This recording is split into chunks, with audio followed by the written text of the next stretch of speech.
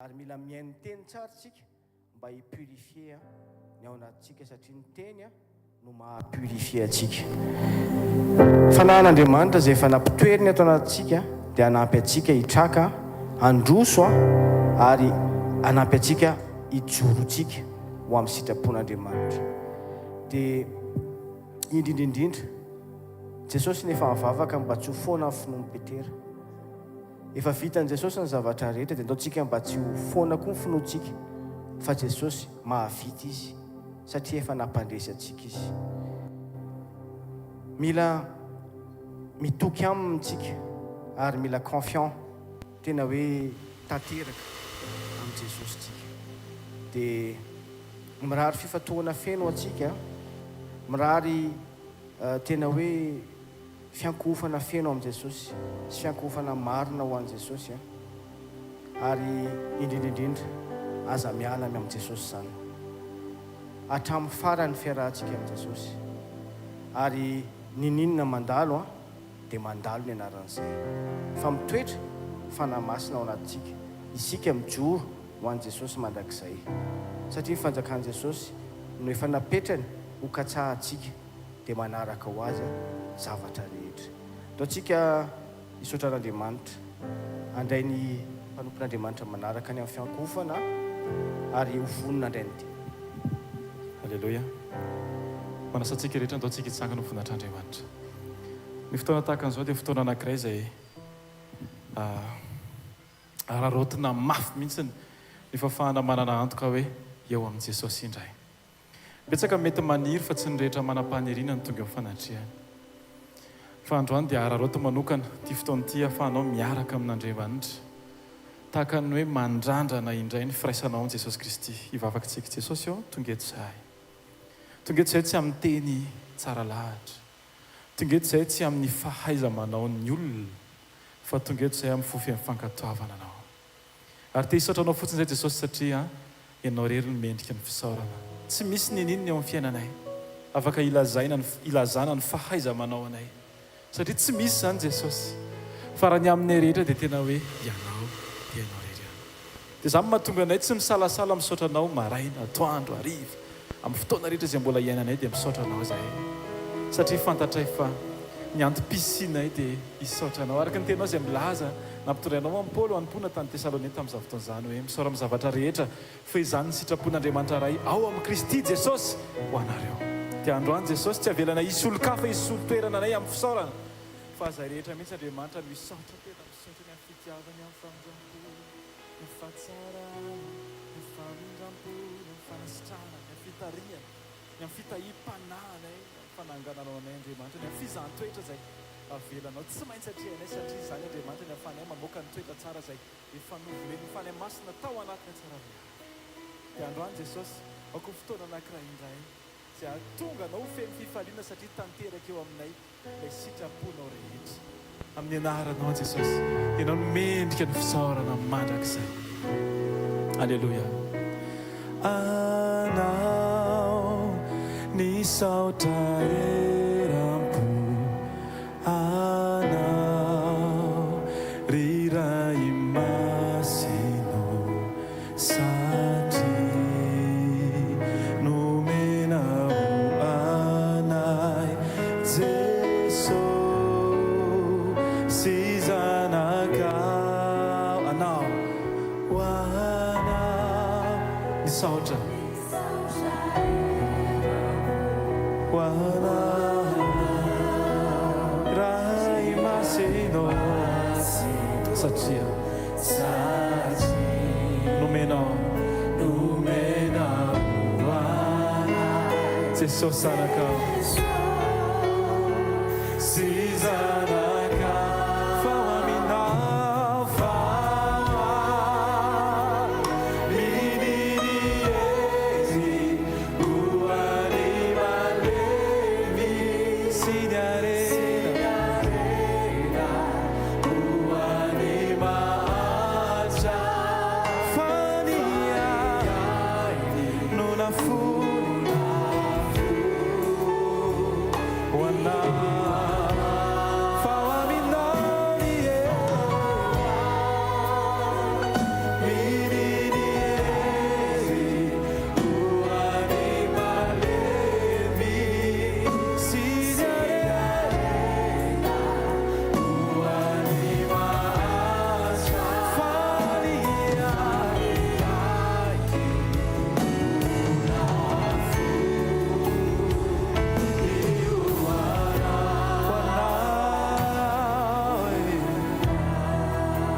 misaotranao ny amin'ny fitiavanao anay fa nasehoanao mihitsy fa toy izao no nitiavanao anay nomenao ny zanaka ao ilay tokana Jesosy Kristy ro anarana mba ho famonjena anay mba ho tonga anay tsy ho anisan'ny olona very fa anisan'ny ny olona nanana fanantenana ao amin'ny mandrakizay misaotra Jesosy fa tsy teny fotsiny le lazainao hoe fitiavanao mandrakizay no nitiavanao anay ary izany nampaharetanao ny famondram-ponao anay Jesosy nataonao tonga nofo mihitsy le teny halleloia nataonao vavolombelona mihitsy zay atsapan'izany hoe fa le mpiaza mpitiavana zany Andriamanitra androany dia misaotra anao zay Jesosy misaotra ny amin'ny fitiavana ny amin'ny famondram-po ny amin'ny fahatsarana anao misaotra anao misaotra eram-po anao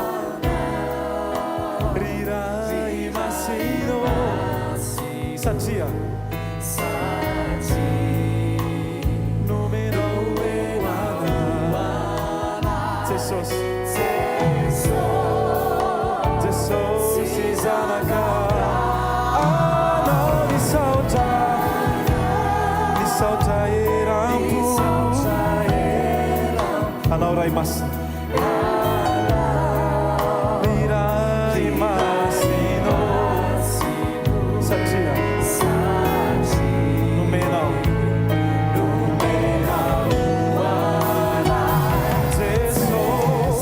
Jesosy zanaka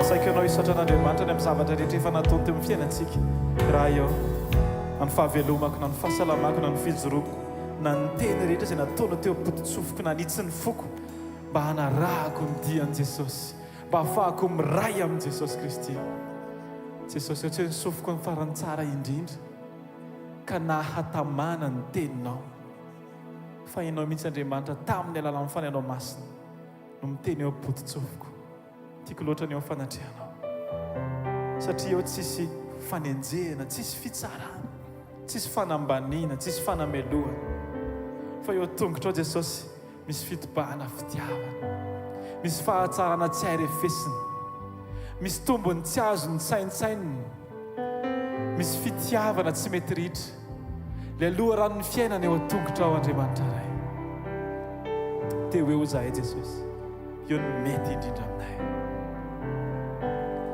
tiako ny ho eo anilanao sy ny fanatrehanao idera sy ankalazanao Jesosy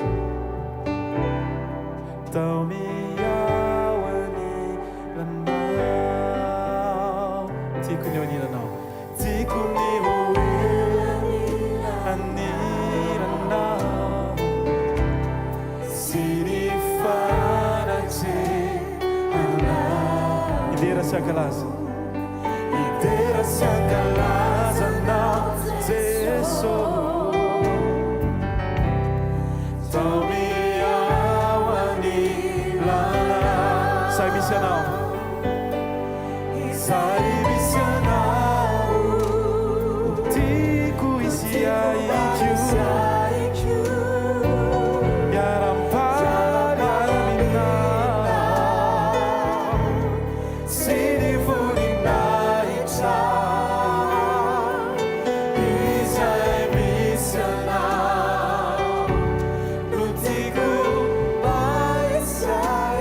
lazao hoe dia hitoetra eo dia hitoetra ny lalao tiako ny hoe ho anilanao tsika rehetra sy ny fanatrenanao dia raha sy ankalaza Alleluia tao miao tao velontsika izany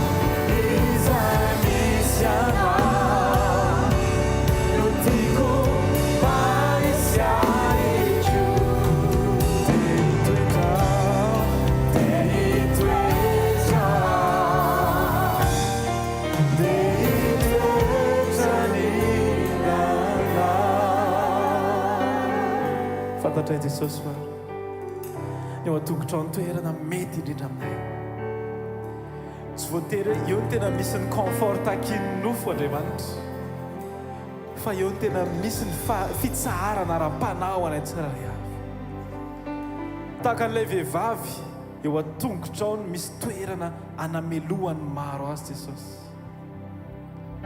fa eo kosa nefa ny toerana izay soloana ho vava azy ka afaka nitenenao hoe izay tsy nanota taminareo anao kitora-bato azy tsy te hialao izay Jesosy satria eo ny toerana nanaovanao anay rehefa eo am-piankohofany eo anatrehanao zahay dia miverina tahaka ny endriky ny zaza tany Akibo tahaka ny tao an-tendrombohitra Karmela teo anelanyelany lohaliny ny lohany Eli rehefa mivavaka tahaka ny zaza ny Akibo Andriamanitra tsy maintsy mifamatotra ampanahy amin'ilay sorsana fiainana izahay dia ianao Kristy eo am-piankohofany no andraisanay izay fanomaninao any an-tsirairay avy dia androany Jesosy eo akianjo eo amin'ilay misy anao eo amin'ilay toerana tianao isy any an-tsirairay avy mety tsy eo ny toerana tiany rehetra isy anay Jesosy mety tsy teo koa ilay carrière envisagé anay taloha fa eo nefa ny toerana izay efa tao am-ponao any an-tsirairay avy satria ianao tia hitanay eo amin'ny fanatrehanao eo aminao Andriamanitra tsy any amin'ny toerana misy olona fa ny amin'ny toerana tondroinao tokony isy any an-tsirairay avy tsy tany amin'ny toerana be olona tao Samaria no nitehirizanao amin'ny Filipo fa tsy maintsy nirahanao izy any amin'ny tany maina fa misy mangetaheta any ao mpamakina amin'ny boky Isaia dia androany koa Jesosy eny izay Andriamanitra any amin'ny toerana izay tianao isy any an-tsirairay avy any amin'ny toerana izay efa nientsonao anay Andriamanitra any amin'ny toerana izay efa andrasanao loatra ilay fiaonana manokana rendez-vous spécial izay tianao ahitana anay Andriamanitra ary amin'izay fotoana izay dia tsy ny tenanay Andriamanitra tsy ny vesatray no hirahirainay Jesosy fa ny tananay tsy maintsy asandratray dia hiteny izay hoe tsisy tahaka anao tompo ary ny vavanay tsy maintsy hilaza fa masiana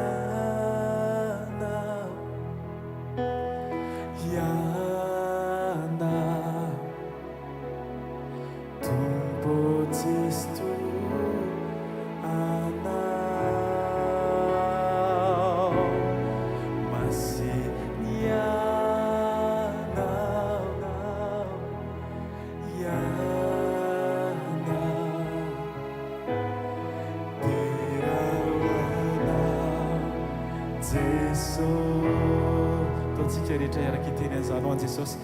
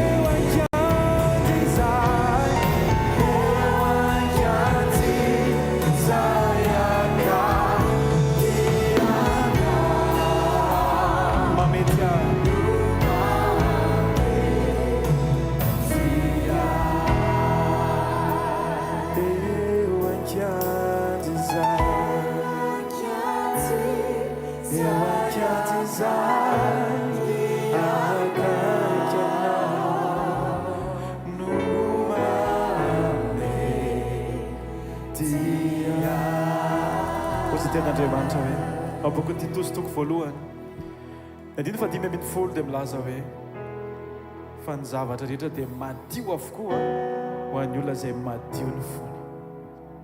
Ten'Andriamanitra dia milaza ao Mateo toko 5:9. Jesosy ny teny an'ity izay madio am-po mahita an'Andriamanitra. Any amin'ny boky Noabolana toko 4:7-20 tandremo ny fonareo mihoatra noho ny zavatra rehetra tokony ho tandremana. Tandremo so indraindray tsika rehefa andeha hivavaka dia ny latsinainy dia fantatrao ny akanjo fa ny toe-ponao tsy voambina akory. Tonga natrehan'i Jesosy tsika tsy niomana ny amin'ny toe-po tsara akory. Androany dia fotoana anankiray mba ho tonga eo anatrehan'Andriamanitra. Tia Jesosy, tsy hanaiko fitoeran'ny fahalotona ny foko, tsy hanaiko fitoeran'ny zavatra tsy ankasitrahana ny foko, tsy ataoko ambany zavatra no ny tokantranoko ny foko satria ny tranoko indraindray tsy vitako miaina anatin'ny fahalotona fa ny foko mandehandeha amin'ny fahalotona tsy mety aminao zany dia tsy mety amiko zany Jesosy. Dia androany hoe tonga eto anatrehanao Jesosy, tsy maninona tahaka an'ilay vehivavy natsipy teo amin'ny voan'ny olona rehetra ohatry ny hoe alaina baraka zany fa nefa teo nisy teny fananganana ho azy. Dia koa Andriamanitra ny andraisana ny teny fananganana ho anay tsara ray avy tahaka ny teninao Jesosy izay nilaza hoe mandehana fa zaho koa tsy manameloko ianao intsony fa manomboka androany aza manota intsony.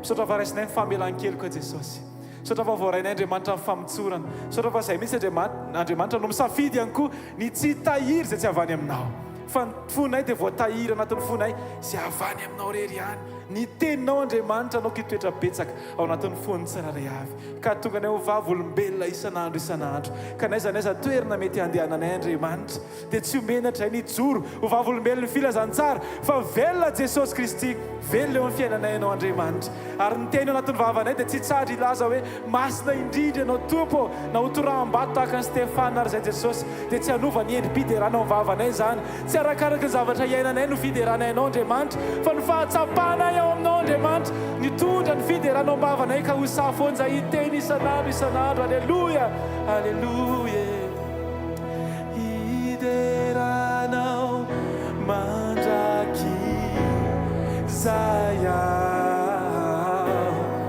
lalina ampity tsika rehetra to lazaina hoe eo ankianjy zay akaiky anao no raha afaka mipehaka sy mifalo an' Jesosy ianao androany satria eo amin'i Jesosy ny toerana tena mety indrindra antsika rehetra aleluia asuteka mafy tsara ho an'i Jesosy ô Jesosy no mahatateraka ny fahafahantsika namita ny volana avril iny avaovany tananao dia asio fisaorana asio fankasitrahana amin'ny zavatra rehetra sakafo an'ny tompo ny fonao fa volana anankiray tanteraka izany tsy ny amin'ny herintsika tsy amin'ny saintsika fa ny fanan'Andriamanitra miasa misaotra ray amin'ny anaran'i Jesosy ny amin'ny mois d'avril ray manontolo trampitovam-panombohany sy ny fotoana namaranana azy omaly misaotra ny amin'ny fitantananao na nekeny sainay na indrindra izay tsy nekeny sainay misaorana ianao izay nafinaritra fa indrindra satria sitraponao zany ary mianatra izay mankatoa manaiky ary manao ny sitraponao amin'ny zavatra rehetra dia misaotra tamin'izay rehetra ny tantananao sy ny tondranao ny fiarovana ny fiantohana misaotra ny amin'ny hevitra misaotra ny amin'ireo vavaka izay noenonao sy ny valianao tamin'ny volana eny misaotra betsaka ny amin'ny fisehoanao sy ny fomba hitondrahanao ny fiainana tsiraray avy mankasitraka anao izay amin'ny anaran'i Jesosy misaotra ny amin'ny titakarivo ty ihany koa manomboka ny volana indray izay tery any anaty miaraka aminao tsy lavitra anao eo akaikinao eo anilanao ao aminao ary ianao ato aminay misaotra betsaka amin'ny anaran'i Jesosy Kristy tompo amen tena akaikinao tonga soa ianao eto amin'ny fanatrehan'Andriamanitra hoe manomboka volana vaovao ianao hoe miaraka amin'ny fanatrehan'Andriamanitra hoe dia hiavaka indray ny ray volana hoe amin'ny anaran'i Jesosy amen asiteka mafy tsara ho an'ny tompo manasanao azo toerana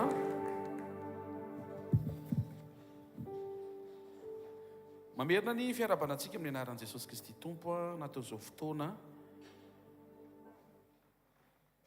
jour férié nefa dia tonga ianao ame voninahitra n'Andriamanitra tonga amaly ny antson'Andriamanitra fa manan-javatra ho tenenina aminao ny tompo eto amin'ny fanatrehany ary manan-javatra omenanao izy eto amin'ny fanatrehany ny loha hevitra androany izay nomeny tompo antsika dia nampitondraina ny lohateny hoe Jesosy mampianatra antsika hamita ny asa rehetra mety hoe misy ifandraisany amin'ny hoe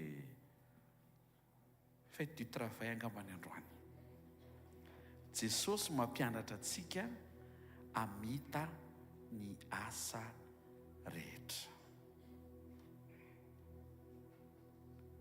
Jaona 7:14 amin'ny anaran'i Jesosy izaho efa nankalazanao tetỳ ambony tany vitako ny asa nomenao ataoko Apocalypse 4:17 Apocalypse 14:13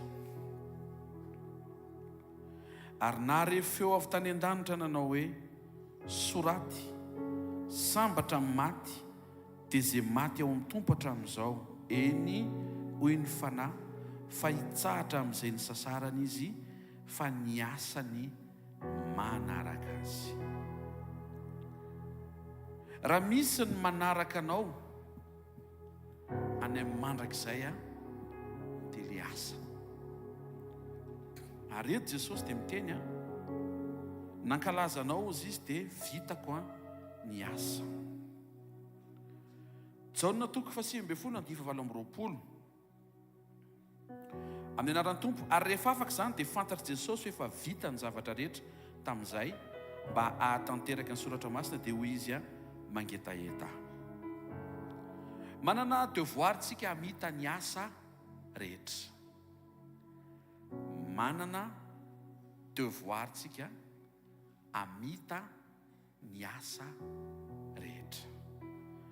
Raha tia fitenin'i Jesosy tia dia samihafa ny asa mila fitaina sy ny zavatra rehetra mila fitaina.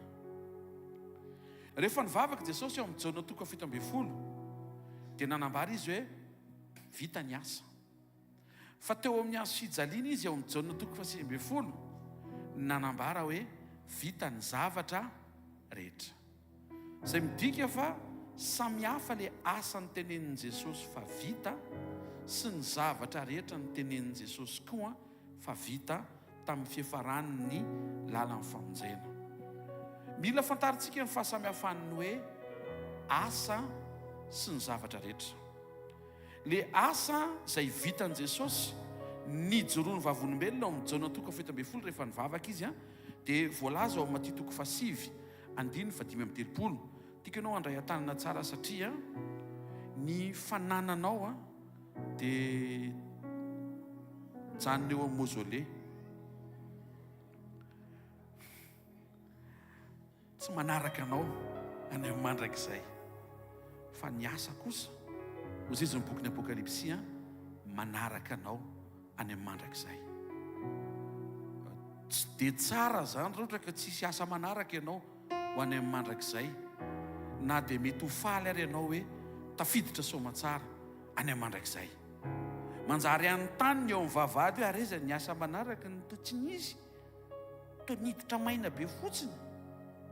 Misy karazana asa andrasan'Andriamanitra mba ho atrehantsika sy ho fitaintsika. Vakiko le Matthieu 9:35 amin'ny anaran'ny tompo. Ary Jesosy nandeha nitety ny tanàna rehetra sy ny vohatra, nampianatra tany amin'ny sinagoga, nitory ny filazantsara ny fanjakana, nasitrana ny aretina rehetra mba amin'ny rofo rehetra. Tena kaikinao a zay le asa hoe tety Jesosy dia nitety tanàna, nitety tanàna, nampianatra, nitory filazantsara, nanasitrana ary indrindraindrindra nanova olona. Ny zavatra rehetra izay nivoalazan'i Jesosy fa vita teo amin'ny hazo fijaliana dia izy niady amam-bavaka tao Getsemane teo amin'ny toeranao. Izy nisamborona tamin'ny tsirariny teo amin'ny toeranao. Izy notsaraina sy ny fandriana teo amin'ny toeranao. Izy nikapohana sy ny vonoana. Izy ny fantsiana sy ny esoana. Reny le zavatra rehetra izay fitain'i Jesosy satria fiaretana tsy noho ny aminy fa noho ny aminao, ary tsy avy amin'izay nataony fa avy amin'izay nataonao.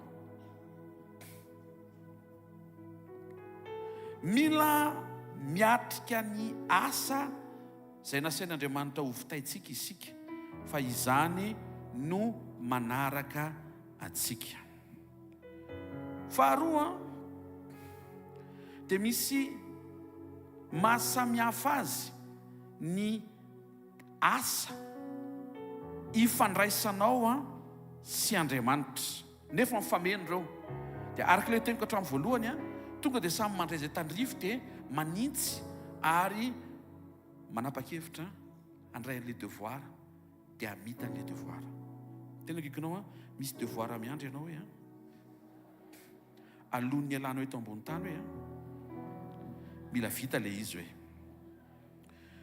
Tikanao anaraka mba tsy ho diso amin'ny hafanampo ny fomba fiatrehanao an'Andriamanitra, ary mba ho fantatrao ny ao am-pon'Andriamanitra amin'izay tena ndrasany sy tiany ho hita melohan'ny hataperan'ny zavatra rehetra epitana any amin'ny mandrakizay.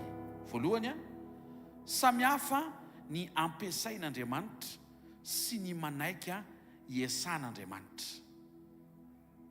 Maro amin'ny olona no marisika sy mazoto mba ho ampiasain'Andriamanitra hanao asa. Ary inoko fa zay manatrika eto zay maheno an'izao fampianarana izao dia tairy mifanamasina mba anaiky iasan'Andriamanitra avy ao anaty. Maro amin'ny olona no manaiky ho ampiasain'Andriamanitra amin'ny karazana fahagagana maro samihafa.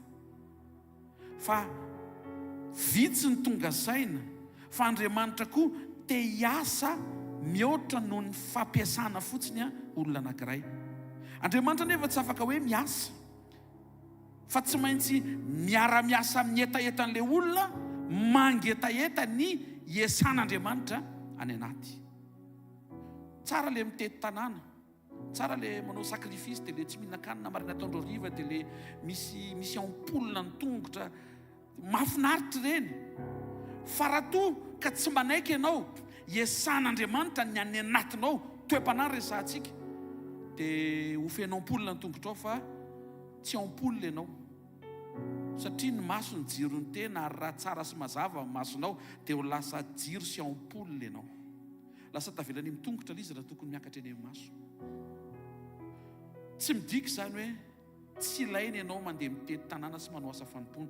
Ilaina ny marisika ho ampiasain'Andriamanitra amin'ny asa fanompoana, fa mila manaiky iasan'Andriamanitra any anaty. Tena kaikinao tsara manao asa fanompoana hoe fa tsara lavitra noho izay hoe manaiky iasan'Andriamanitra avy ao anaty hoe. Amen. Jesosy nanova ny zavatra manjoto eo amin'ny fiainan'ny olona. Ohatra, malemy ny atrika anazy teo dia nataony matanjaka. Le olona novainy izay zavatra nitranga teo amin'io toe-batany olona io avy amin'ny fahalemena ho amin'ny fahatanjahana. Fa nisy fomba fiasan'Andriamanitra anankiray ihany koa izay vitsy ny nahita azy, ary miangavy mba ho isan'ilay vitsy mahita an'izay koa ianao amin'ny takarivo ity. Satria Zakaiosy zao natakatra fa Jesosy afaka hiasa ao anatiny, anova ny fitiavam-bola tsy mampitsahatra azy rehefa matory amin'ny alina, ho tonga fanenenana, fibebahana sy fanonerana, azahoany fiadanam-po ohatran'ny olona tsy nangalatra rehefa avy mibebaka izy tamin'izay alatra nataony. Eny io tsara fa nananangana fiangonana be dia be ary Zakaiosy, ka tsy nanaiky izy iasan'Andriamanitra hiova fo avy ao anaty, dia zava-poana le fiangonana natsangany ary herim-po verimaina izay mety ho volana fafiny. Satria ny ngeza be amin'Andriamanitra anisan'le asa manaraka azy tsy le fananganana fiangonana fotsiny izay ilaina, fa ny fananganana an'le olona avy ao anaty, avy any amin'le faratsy toetra ho amin'ny fahatsara toetra.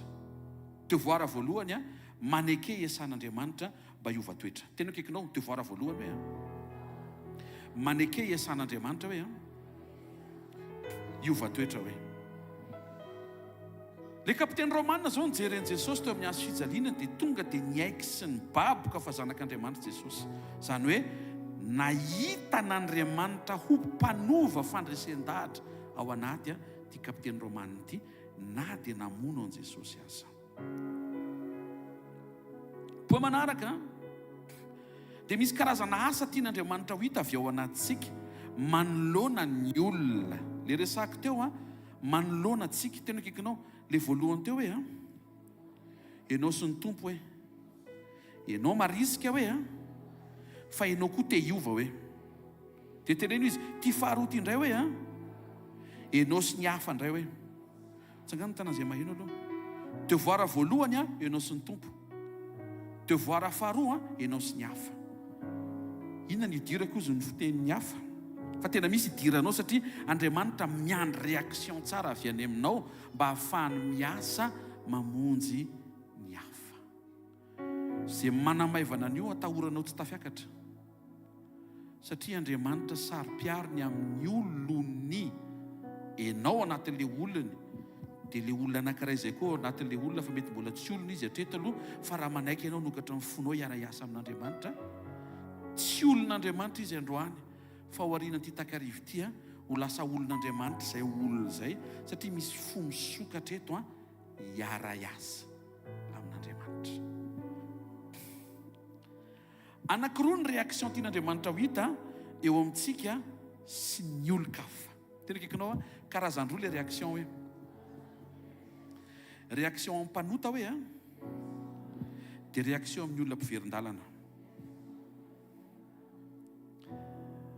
Misy devoir ao ambadika izay dia matoa ampiasain'Andriamanitra irahany eto anomboka volana vaovao tsika adiva hisasaka ny taona. Ndreo tsika variana hoe anamboatra toetra fa ho avy ny mpapakatra, nefa ny mpapakatra tia hita olona lafa be dia be ho vovonjy amin'ny alalan'ny toetra tsara anao, fa tsy hoe toetra tsara anao dia enao rery ny tafiditra. Tenenino akaikinao rehefa miova ny toetranao hoe avereno, rehefa miova ny toetranao hoe dia tsy normal hoe enao rery ny tafiditra hoe tsangano ny tanan'izay maheno hoe tsy normal raha enao rery ny tafiditra raha niova ny toetranao, satria Andriamanitra miandro devoir ho an'ny olona mbola tsy ao mila ampidirina sy ny olona efa ao fa lasa mivoaka. Mety hiteny ianao hoe ka ny problème ko ary paster hatreto mbola tsy mivaky ny hafa indray ve moa? Zay indrindra ny fandraisanao an'izay vesatra ao am-pon'Andriamanitra ho an'ireny olona ireny, atonga an'Andriamanitra afaka mba handray koa izay vesatra mety misy ao anatin'ny fonao sy eo amin'ny fiainanao. Jaona 7:12 amin'aran'i Jesosy. Manana ondry hafa izay tsy amin'ity vala ity ary ireny koa dia tsy maintsy hoentiko ka hieno ny feoako, ary ho tonga andiany ray izy sady iray ihany ny mpiandry. Ireo dia voalazan'i Jesosy fa karazana ondry tsy mbola ao, ireo le mpanota mila famonjena. Tena kaikinao devoir manaraka hoe malahelo mpanota hoe eto zany tsy mbola tonga dia le hoe ho any amin'ny 700 kilometatra mandeha tongotra aza makany raha tsy malahelo aloha. Eno tsara tsy any amin'ilay action ny mamaika fa ao anatin'ilay conviction, le fandresen-dahatra anatin'ny fonao. Miverena raha-piombonana eo anatrehan'i Jesosy, inona ny valeur an'ireny olona vereny eo imason'i Jesosy, fa raha mbola tsy azontsika izay dia mbola baraingo ny fotoanan'ny fampakarana. Tiany Jesosy ho tsara toetra ianao, ary izay fahatsara toetra izay tokony manokatra ny masonao. Alahelo ny olona mbola tsy nahenao an'i Jesosy ary mbola tsy nandray an'i Jesosy. Misy karazana fotony Andriamanitra ho hita. Zasenao dia tsy mahazo sorena amin'ny olona tsy mety mandray an'i Jesosy. Tandremo ianao mitafasaina an'ity zavatra ity. Efa mivavaka ho azy fa izy mihitsy rehefa nisafidy an'izay. Tena kaikinao dia tena avereno mihitsy tena izy dia tena tsy mafana mihitsy zany ve le vavaka hoe mba hanova an'izay fandraisan-dahatra izay hoe misy taontsika rehefa mivavaka dia ohatry ny leo izay le leo izay mihitsy le vahana mipitakarivo ity, tsy mahazo leo ianao. Manina mitsifotsifotra indray ty takarivo ity tsy mahazo leo ianao rehefa mivavaka ho an'olona tian'Andriamanitra ho vonjena. Tsy hoe efa mivavaka ianao, efa nampiasa lohalika ianao, efa nifadikohanina mihitsy fa eto amin'izay le excuse izy mihitsy ny tsy mety. Tena kaikinao aizy ty finono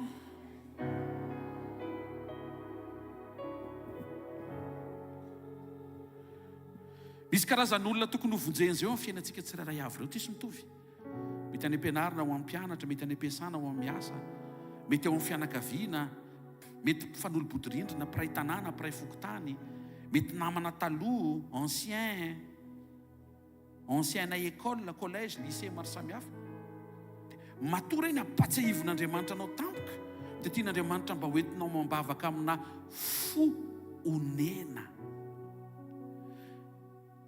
Tsy ny abetsahan'le teniny mampandaitra an'le vavaka hoe vonjeo ihany raha izay tonga indray rapitso vonjeo ihany roa zay fa ilay anatin'ny fonao any tena malahelo azy ve ianao sa vita vitainao fa tsy maintsy vitaina hono. Mila miombona tsara amin'i Jesosy sika, manokatra ny ao anaty tena vesatra amintsika raha sanatria very olona anankiray. Devoara manaraka Luc 22:32 minaran'i Jesosy. Nefa zany nangataka ho anao mba tsy levona ny finoanao, ary rehefa mibebaka ianao dia ampaherezy ireo rahalahinao. Zavatra mahafinaritra ampianarin'i Jesosy eto rehefa mivavaka Petera izy dia sujet de prière mitodika any amin'ilay olona hivavaka ho anao. Fa izy Jesosy tsy miteny hoe hivavaka ho an'le manjoanao. Sujet de prière etsika zany le olona aloha zay vao le manjo azy. Tsaka ny tanàna zay maheno hoe eto Jesosy mivavaka mba ho tafaverina Petera hiala aminy. Averiko Jesosy mivavaka amin'ny Petera hiala aminy, mbola tsy niala. Mbola tsy niala izy teo fa efa hitany efa hiala dia efa mitondra bavaka sady izy mba ho tafaverina. Eto indray le fahadisoana mila etsika anatrehan'i Jesosy mba ho dioviny rahan'i Jesosy ny any anaty. Ianao ny verin-dalana eny tsy efa fatany ve ny dikan'ny dia izy mihitsy zany efa nisafidy an'izay. Tsy haiko fa rehefa tena hoentiny eo amin'ny fon'i Jesosy réaction antsika izay dia réaction ny olona marary. Satria zany tsy malahelo akory tsika hoe le namantsika niara ny azakazaka 5 taona tampotampoka teo nangatsika. Dia le any anatsika ny resaka fa tsy le taona teny kaikinao aza mijery le olona fa ianao eto hoe le fotsika miatrika an'izay androany mihitsy ny tian'Andriamanitra ho même longueur d'onde amin'ilay ao am-pon'Andriamanitra. Fa tsy victoire zany hoe namana verin-dalana na hoe namana mangatsika. Dia ampiana kely hoe eny zava-dehibe aloha ao amin'ny tompo izy. Mila malahelo. Ny sekoly androany zany tsy hamadika ny alahelo ho tonga fifaliana, fa hamadika an'ilay je m'en fous ho tonga malahelo. Mandeha tsara ny bafolaviana koninahitra ho an'i Jesosy. Hitanareo ve le any anatin'ny fo ohatry ny hoe na le olona rehefa tsy anaty lista sujet-nao tsony dia gaga Andriamanitra hoe tena tsy matery ianao ka efa nisoloako an'le sujet amin'izao zao tanteraka amiko ny teny fikasana 2026 ty zavatra ty sy tanteraka efa 5 taona mba tanteraka amin'izay amin'ity taona ty nefa ny tian'Andriamanitra hoentinao mambavaka zao zay olona zay. Anankiroa eto ny voalazan'i Jesosy, le mbola tsy ao sy le efa ao tsy hita. Aka izy anie ohatry niteraka ataoko ty misy olona miteraka eto mbola tonga etoko. Donc zany tsy le izy niteraka zany fa miverina izy. Aka ahita pastera mifindra trano zao izy lasa lavitra be. Misy olona any Ambato Miravavy tonga trano bypass. Miaraka amin'ny ambotaka ery apita tafika sy anosy zato. Dikan'izay zany tsy toerana le izy efa miverina izy. Coucou. Mataovy coucou moa zahay. Teny hoe kaikinao anepon'i Jesosy iny olona iny hoe. Avereno raisy le ao am-pon'i Jesosy hoe dia ho voarain'i Jesosy ny ao am-ponao hoe. Tsika zany tsy hoe tonga eto dia hisisika fotsiny eo amin'ilay mahatery antsika, fa tonga koa tsika hanokatra ny fontsika mba halala hoe inona koa ny mety mahatery an'Andriamanitra mbola tsy nikarakara antsika sy mbola tsy mbola nyregle antsika. Romana 12:1 aminaran'i Jesosy. Ry rahalahy, ny riny foko sy ny angatahako amin'Andriamanitra ho an'ireny dia famonjena.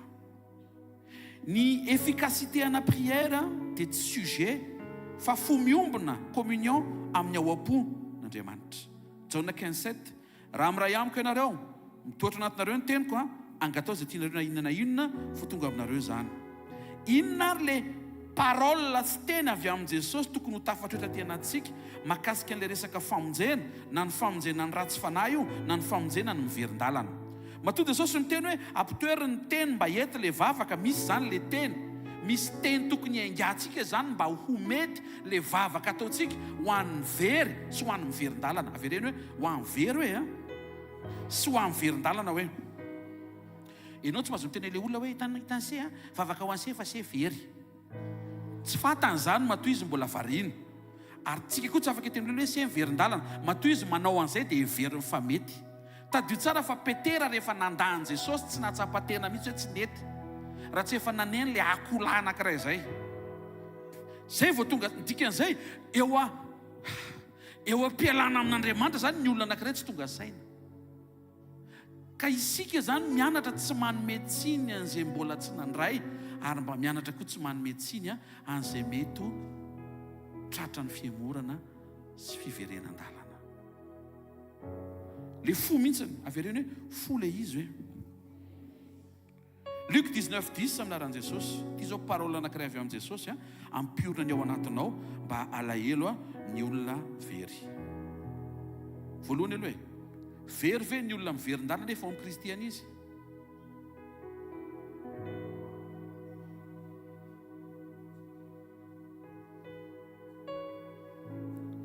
Tsy very izy.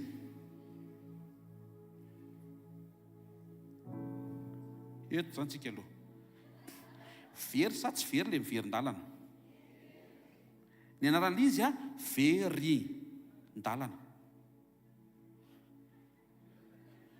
Tandrema anao verin-dalana fa very. Ary ao akaiky ny fiainam-panahinao. Ny amantarana zao hoe mirehatra ao an'Andriamanitra ny olona anankiray zarany ary ferie. Ny amantarana manomboka tsy ao tsony ny afo na ferie ary izy tsy afaka. Hitanao amin'izay aizany le izy tsy anaty le andro fiasana fa le fo mihitsy nefa memangatsika. Zay le mila mampiasa fotsika tonga eto reto hivavaka ho an'le ny teny fa mahatonga azy tonga zoma satria miasa izy nefa androany zao tratra fa aika tsy miasa fa mbola tsy tonga izy. Mety hiteny ianao hoe ny pasterako nga dia tsy maintsy tonga foana ve? Koa niny eto ambony tantsika? Mila vavaka amin'ny fo. Avereno, vavaka amin'ny fo tsara. Avereno.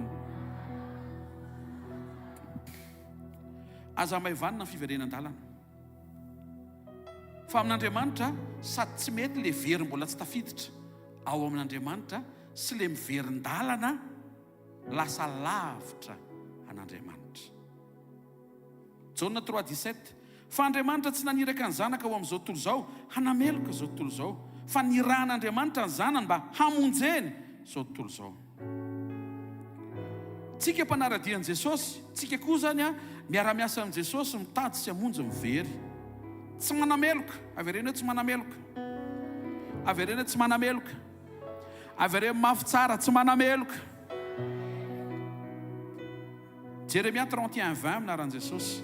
Zanaka mahafinaritra va Efraim, zaza malalako va izy, na no dia fatra-pahatsiaro azy isaky ny mitezitra azy noho izany dia onena azy mifoko, amindra fo aminy tokoa ho Jehovah. Luc 15:20. Dia niainga izy ka nakany amin'ny rainy le zanaka adala, fa raha mbola lavitra izy dia tazany rainy ary onena ny zanany adala tsy hitany verina ny dadany. Réaction tokony hananantsika zany manoloana na ny olona very na ny olona miverin-dalana dia onena. Avereny hoe tsy manameloka, onena. Avereny farany isa lohatelo, tsy manameloka, onena. Tsy tokony ho re eny ambavatsika tsony zany efa manena koa nga le ry miverin-dalana nga tsy fatan'izany. Matoy izy miverina dia efa tsy haintsony zany le izy efa miverina izy. Hitanareo raha sendra tafasaoty anaty rano lalina ny olona anankiray tsy mahay milomano dia ianao ve anontany efa manena saoty ianao, efa hita fa lalina zany ve ny prioritaire? Inona ny tokony atao raha vitanao hoe nitsoboka le olona aneo fantareo fa tsy tokony hitsoboka izy? Mba olona anankiray miteny mafy ohatra vonjena le olona anipazana tady, anipazana pneu. Tsy pneu be koa na tsy pneu fa pneu le ao anatiny porany hoe le olona. Pneu na semi-remorque be eny zoky eny. Zany hoe misaina ianao zay aninona, zay amoana ninona tenen'le olona za tsy mila, tsy pazy foana.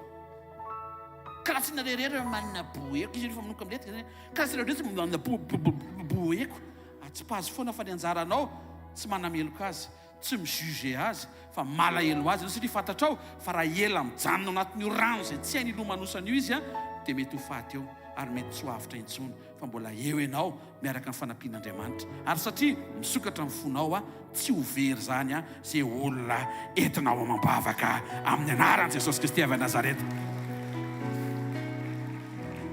Tiako be le tehaka ao hoe tsy mirakla le izy fa famonjem-panahy. Amen reto a. Petera voalohany toko 5:7 naran'i Jesosy toero izy ka miorena tsara amin'ny finoana ianareo satria fantatrareo fa zany fahoriana zany dia manjony rahalànareo rehetra eran'izao tontolo izao. Fantaro fa io zavatra mitranga amin'ny fiainan'ny olona io na le very tokony mbola hovonjena na le efa tao miverin-dalina tokony haverina dia fahoriana manjo azy. Fa tandrema ianao latsaka anaty fakam-panahiteny hoe fahoriana ny tadiavina ny azy. Zay zao a efa firazin'olona marary sitrana aminaran'i Jesosy Kristy avy a Nazareta. Hitantsika amin'izay ve le discernement le any anaty mihitsy zany a ohatrany tonga dia leombonanana be zay ianao misaina an'ilay olona.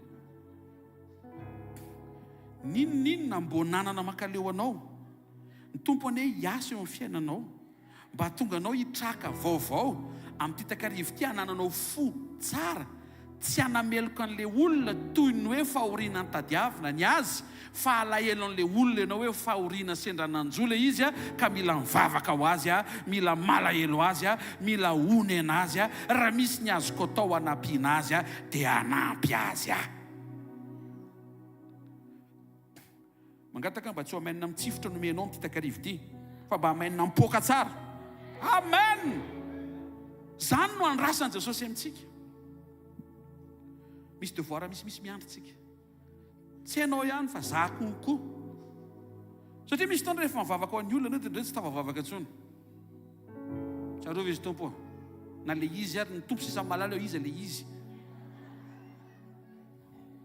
renao mihitsy ny fonao tsy mafana intsony mivavaka ho an'ilay olona izy rehefa tratran'izay tsy jerenao e ary mbola mahita ny rahalahy reto efa hoe tsy jery mbola mahita nareo misy ane zany e zay hafanany zay le mila verina fa maninona ny tsy marisika intsony izy ohatrany tsy hiovaka izy ny teny fa tsy hiova izy mihitsy ny teny tamiko hoe za tsy hiova na hoe tany lamambavaka ary za tsy hiova dia anao ve mieritreritra fa le teneniny ve dia ho mafilavitra no le tenin'Andriamanitra apetraka Jesosy ao anatinao hanovany iny olona iny.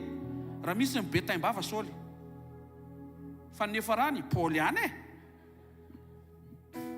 kaza mijoue ny jeu n'izay fanakivinanao tsy hivavaka ao an'ilay olona hatramin'ny faran'izay ny any anatin'ny fonao any mivavaha dia mivavaha tsara kosa aloha e dia mivavaha hatramin'ny farany. Reny rahalahy reny ozy izy Petera indrindra reny mangatsitsiky reny dia hiara-ny fahoriana koa ry zareo e ho vao mihitsy ny fomba fijerinao tsy fidy no azo koa reny fa mila vonjena izy. Tiana zao teny olona marary izy ny te hialako marary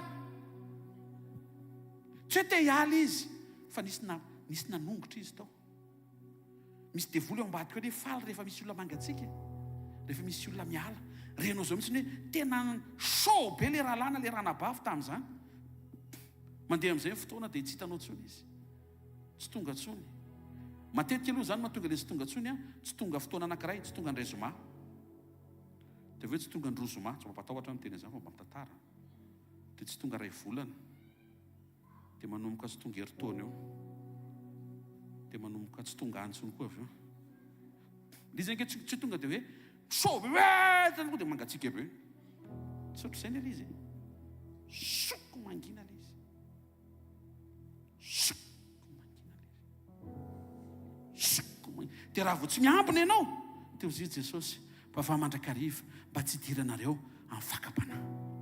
Ozy izy ny boky ny obolana fa maty ny afo raha vao tsy asiana kitay. Asio kitay mampirehatra io afo io tsy mirehatra ho azy mandritra ny journée tsy maintsy misy zavatra ataonao ao dia mirehatra io isan'andro. Tsarovy ny aty lavaka izay niadinanao sy ny vatolamy izay nakananao. Zany zao anisan'ny teny nomen'Andriamanitra mba hahafahanao mifikitra amin'i Jesosy na dia tsisy mirakla mihitsy rehefa 5 taona izay tao amin'ny fiainanao. tsy noho ny amin'ny mirakla ny fikiranao amin'i Jesosy, fa noho ny amin'ny Jesosy sy ny fanatrehany eo amin'ny fiainanao. Amen. Manana journal de prière. Dia mba ao ianao, rehefa le hitanao rehefa ianao rehefa le loba 3% iny fiainam-bavaka ao, dia journal de prière vakinany dia ho hitanao hoe 3 novembre 2025 nangataka an'ity ianao ny arivan'iny valiko le izy. Aitokotra ny kaikany mo. Tsy azo mivazaza ny teny zany, tsy ampianarina any amin'ny cours de malagasy zany, fa mamelona sy mampirehatra indray ny hafa ao anatinao, ny fanekenao atsiaro izay efa nataon'Andriamanitra teo amin'ny fiainanao. Zany aloha ny ataoko dia mba tantareko anao. Misy fotoana ohatrany tsy hitanao zany, ohatrany tsy hoe maninona dia ohatrany reraka ho azy eo fotsiny ianao, dia reraka tsy hoe maninona. Dia fanamasina mitarika avereny jereny ny journal de prière, lasa ianao manokatra. Dia misy fotoana aloha zany valim-bavaka ray no misoratra amin'ilay journée, fa rehefa manomboka avadibadika eo dia mahita ny fahatokian'Andriamanitra ianao hoe hatramin'izay niainao anao foana izy, namaly anao foana izy. Mety androany tsy eo amin'ilay mitotona amin'ilay andrasanao, fa misy zavatra izay mety nangatanao tamin'ny mois de novembre, tamin'iny herinandro iny nomeny. Mety nangatanao heritaona ohatr'izao tamin'ny volana voavita iny nomeny. Fa zao domelina be amin'ilay volana vaovao ho avy sy le mbola andrasina tsy mety mitrangitsika dia lasa tsy mahita izay efa nataon'Andriamanitra. Marary mila sitranina amin'ny anaran'i Jesosy Kristy velona masina sy manan-kery avy any Nazareta. Amen. Dikan'izay mila honentsika na ny ondro very na ny zanaka very. Tena kekinao honena ny ondro very hoe le mpanota be reny hoe, le any amin'ny croisade reny hoe. Dia mila honena koa ianao hoe le zanak'Andriamanitra very reny hoe avereno le efa tao fa niveriny. Tia koa karazana asa mila fantarinao anatin'ny fifandraisanao amin'Andriamanitra. Le voalohany asa tian'Andriamanitra hitananao, satria ianao manaiky ho ampiasain'Andriamanitra amin'izay mety ho asa ety ivelany dia ianao mila manaiky koa iesan'Andriamanitra ao anaty. Zay le point voalohany. Le point faharoa indray dia ianao miara-miasa amin'Andriamanitra eo amin'ilay fifandraisanao sy ny olona. Zany hoe honena ianao ny mpanota very ary honena koa ianao ny zanak'Andriamanitra verin-dalana. Tsangany tanao raha maraka ianao hatreto. Ty troisième point indray ny fifandraisanao amin'Andriamanitra maniraka anao.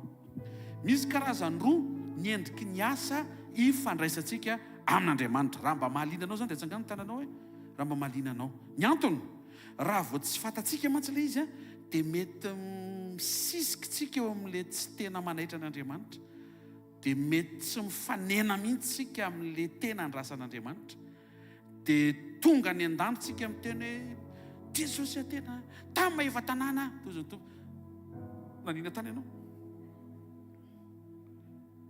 Tonga avany Eli nirehatra ny hafanan'ny fitiavany an'Andriamanitra. Tonga teo anatrehan'Andriamanitra izy, Jehova mirehatra ao anao ny fitiavako anao. Zareo ny zavatra atao fa tena tsy zakako mihitsiny. Tapotra ny vonoany daholo ny mpaminany ary narodina zareo daholo ny alitara tokony anao, fa za rery tompo, za rery ny tsy andohalika amin'ireo tsy vanin'ireo. Toy Andriamanitra manina tenao. Tsy namaly akory zany Andriamanitra hoe endrety fijoroanao ry lehilahy an'Andriamanitra mahafatifaty kely amiko. Ovaliako fity zao sakra be nandeha 4 kilometatra rangany nandeha tongotra ho anahy.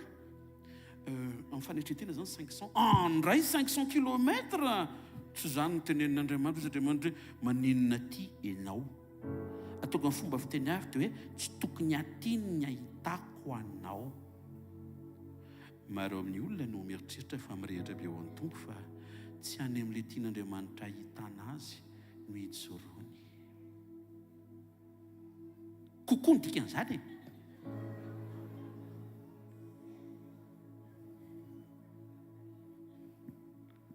Karaha tsy aorerana misy ny asan'Andriamanitra aza miavinavina. Eny tokoa tsy ao amina toerana anankiray irery ihany fa oka ianao ho sensible fa tsy ny toerana rehetra koa ny tian'Andriamanitra hitana anao. Eo maraina amin'ny valo ao manentsika cellule de prière dia mbola tsy amin'ny valo sy folo dia efa miainga an'iray amin'izay hitany tompony naiza naiza. Tena tsoroko aminao ny ampon'Andriamanitra ve tsy naiza naiza fa misy toerana anankiray izay tiana hitany anao. Sa tsy teny hoe eto mangata amin'i Jesosy sao dia tsy eto koa. Ie sao dia tsy eto koa dia anao nefa misisika be tsy hiaraka aminareo nefa ny tompony teny hoe tsy izay. Fa raha ohatra hoe hiaraka aminay kosa dia aza misaina programma hafa. Tofomezana ny eniko fa tsy aleluia na mba amen. Meu prof pasteur avazabe resaka eny ary fantatra fa hiteny an'izay ianao dia efa omeko ary ny prof e. Asan'ny apôstôly toko 9 andininy 7 ka hatramin'ny andininy 5 amin'ny anaran'i Jesosy. Fa Saoly nampahoro-mafy ny fiangonana, nidirany isatrano sady ny sariany, na ny lehilahy na ny vehivavy, enjana natao ty lehilahy ty, na ny lehilahy na ny vehivavy natao atahotra maizina. Ary zay niely dia nandeha nitory-teny tontolo eny, ary Filipo nidina tany an-tanàna ny Samerika nitoreny Kristy tamin'ny olona tao. Rehefa mandinika tsika ny asan'ny apôstôly toko 9 enjana be ny fisehoan'Andriamanitra fahagagana tao. Fa rehefa diniantsika n'le antony natonga ny Filipo nakany amin'ny tanàna ny Samaria dia jereo tsara fa tsy hoe mivavaka izy. Na eno tsara tsika teo tsy hoe rehefa nivavaka ny tokana sy ny fadianina 70 andro 70 minitra. Alleluia. Lava be le 70 andro 70 minitra teo dia nandre bitsika izy hoe Filipo makanesa any Samaria. Tsy izay ny henon'ny Filipo fa ny henon'ny Filipo aiza misy kristiana dia vonoina e. Noho ny antahotra na tonga ny Filipo lasa tany Samaria dia tany izy nitory-teny tsara Jesosy, tsara Jesosy. Asa ho an'Andriamanitra tsy ratsy resy lahatra mponina tao Samaria. Fa rehefa tena tony tsara, kalma tsara, nisy fiadanam-po tao amin'ny Filipo dia nanomboka niditra tsehatra Andriamanitra nibitsika taminy tsy le asa ataoko an'Andriamanitra amin'ny fandresen-dahatro fa le asa an'Andriamanitra anyrahany any amin'izay tiany. Androany zao tsy teo eto mba te hanatrika lehilahy retirety ny ampitan-dranomasina. Efa mba natao daholo ny resaka hoe hiaraka ho any, efa natao ny fampanantenana. Fa ny programan'Andriamanitra eto lahy. Misy olona tian'Andriamanitra mba hanetry tena. Tsara ianao misaina ho an'Andriamanitra, fa tsara ianao mivavaka mba handre bitsika ny amin'le tena tian'Andriamanitra ho ataonao. 9:20 ary nisy anjelon'ny tompony laza tamin'ny Filipo ka nanao hoe miditsangana mandehana meny atsimo ho any amin'ny lalana mivary midina avy any Jerosalema makany Gaza dia hevitra zany désert.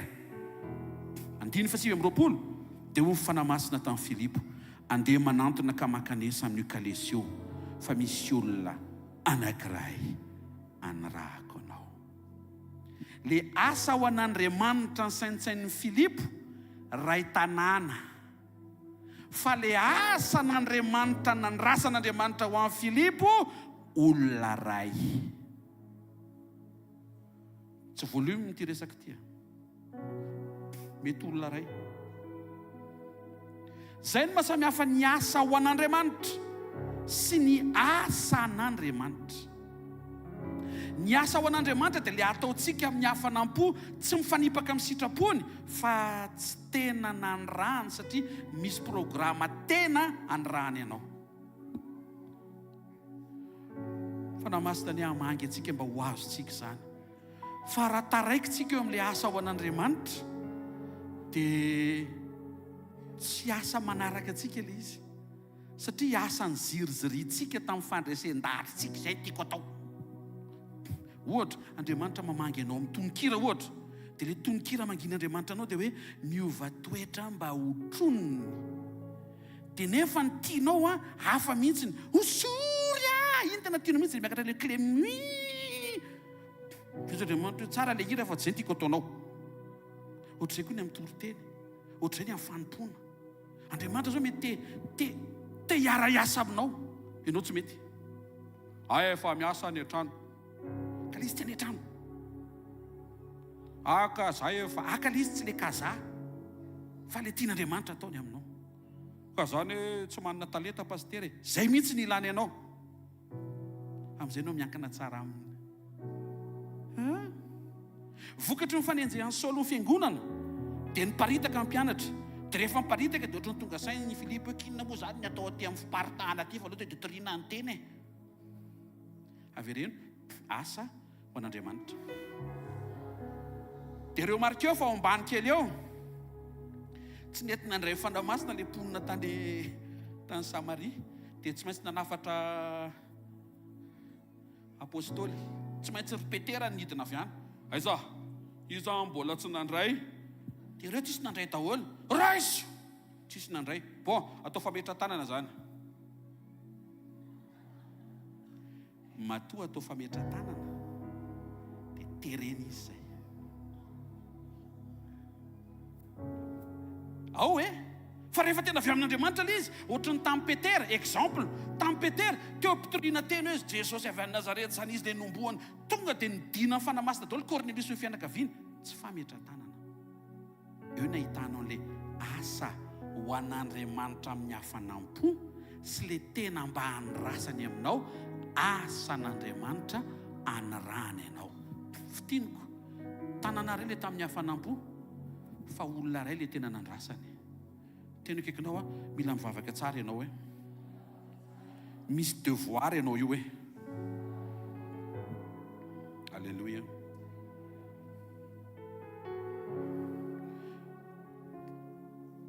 Fa maninona ny mila miasa? Hoy Jesosy amin'ny Jona 2:20, fiadanana ho anareo tahaka ny nanirahany ray ihany no anirahako anareo kosa. 2:20, ary rehefa nilaza zany izy dia nanisy fofinainy ka ho izy tamin'ny raiso ny fanamasina. Jona 5:17 naran'ny Tompo, ny raiko miasa mandraka ankehitriny ary zako miasa. Andriamanitra dia maneho ny tenany ao anaty Baiboly fa Andriamanitra miasa, ary ny zanak'Andriamanitra ihany koa zany dia tokony ho zanak'Andriamanitra miasa sy tia miasa. Isaia 43:13, miasa hoy Andriamanitra ka iza ny mahasakana izany. Andriamanitra miasa ny tsy misy mahasakana, fa raha ianao dia mety ho voasakana.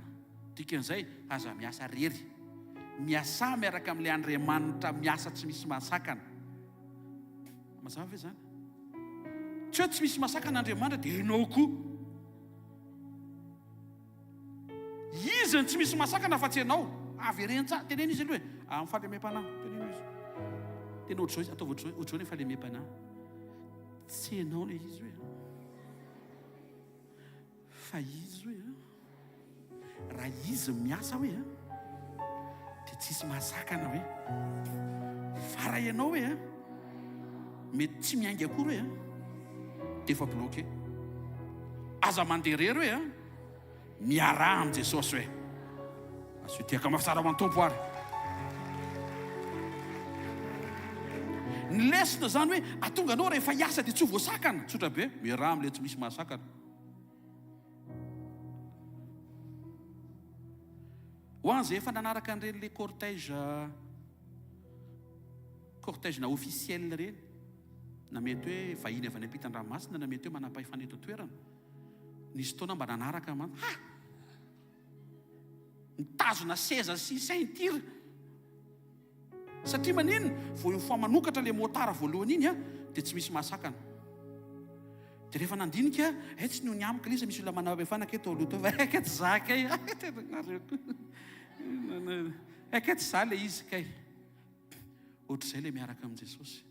Ny atonga ny zavatra rehetra ohatry ny andeha tsisy hasakana, tsy noho ny aminao zany, fa noho ny amin'i Jesosy eo amin'ny fiainanao. Miasa ao izy ka tsy misy mahasakana. Ireo devoir be dia be ny ray sanatra amin'ny voalohany ireo zany tafa. satria hiaraka amin'ilay miasa tsy misy masakana ianao a dia ho vitatra amin'ny farany a izay nankininy a taminao. Na le asa ety ivelany, na le manaiky esan'Andriamanitra ao anaty, na le asa amin'ny olona very, na le asa amin'ny olona ny verin-dalana, na ny mety ho endriky ny asa ho an'Andriamanitra mampafana be anao io a, sy indrindraindrindra le asa an'Andriamanitra ohatrany tsy mampafana nefa iny le tena andrasany. Exemple hafa aloha vetivety tsiarotro kely asa ho an'Andriamanitra, tonga avy any Jaune. Ina anaran'ny Jaune? Tisa. Jaune mpanao batisa. Ay, tsy fantatrao. Zay fiantsoana azy. Ny asa ho an'Andriamanitra nataony Jaune mpanao batisa, zay hitany rehetra na sitriny tao anaty rano.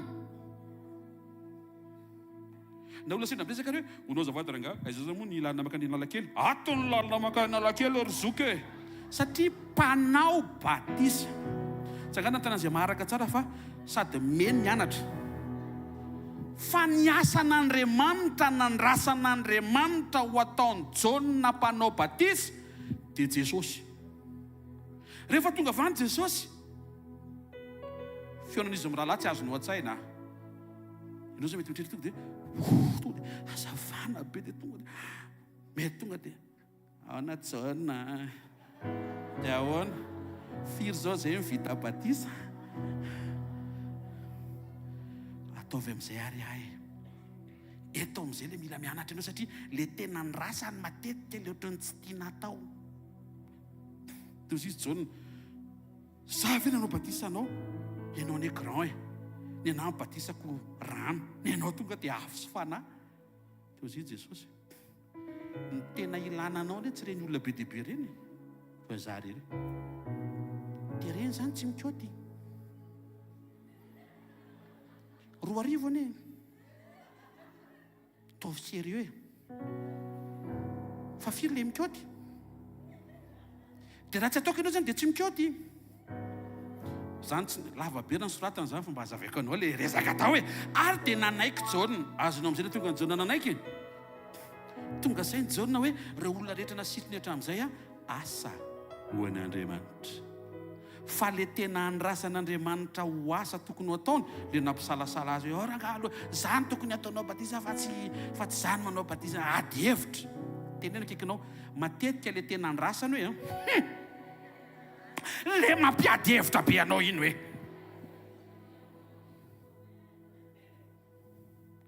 misy ady hevitra tapitra amin'ity takarivo ity amin'ny anaran'i Jesosy. Lasa mipetroka hatramin'ny feoko mihitsy noho ny amin'izany teny fanavaran'izany. Aza miady hevitra ela be fa matetika iny ady hevitra iny mihitsy le izy. Iny le izy iny. Ary tao aoriana Jaune mpanao batisa dia mbola nanao batisa olo-kafa indray, tsy mikaoty. Satria ny nandrasan'Andriamanitra olona anankiray ihany, Jesosy. Mampahery anao fa be dia be ny zavatra nataonao tsy hoe mikaoty. Courage, manombo vaovao androany arivo dia mitsiky ale asitsikitsiky aloha mitsiky. Dia raha mety a dia miombona tsara amin'izay mbo mikaoty daholo amin'izay le mbo atao. Mikaoty sady tsy mikaoty. Raha olona tsy naraka leçon dia tsy mahazo hoe mampianatra olona ikaoty indray pasitera. Le tiako atongavana mikaonty ve le asa nataonao sa tsy mikaonty. Fa raha ho an'Andriamanitra tsy mikaonty, fa raha le avy amin'Andriamanitra mikaonty.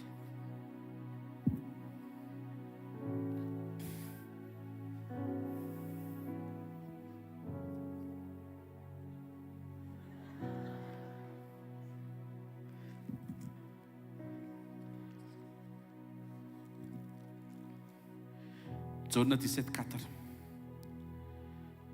Za efa nankalaza anao tetỳ ambony tany. Vitako ny asa nomenao aho ho ataoko. Alohan'ny miala eto zany tsikireo.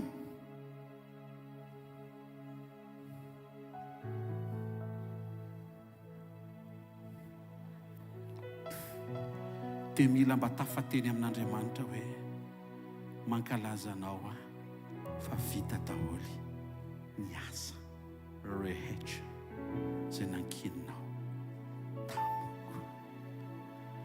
Dia misy anjely hamaky hoe ary ny asany manaraka azy. fa tsy hoe ary ny asa to tsisy asa.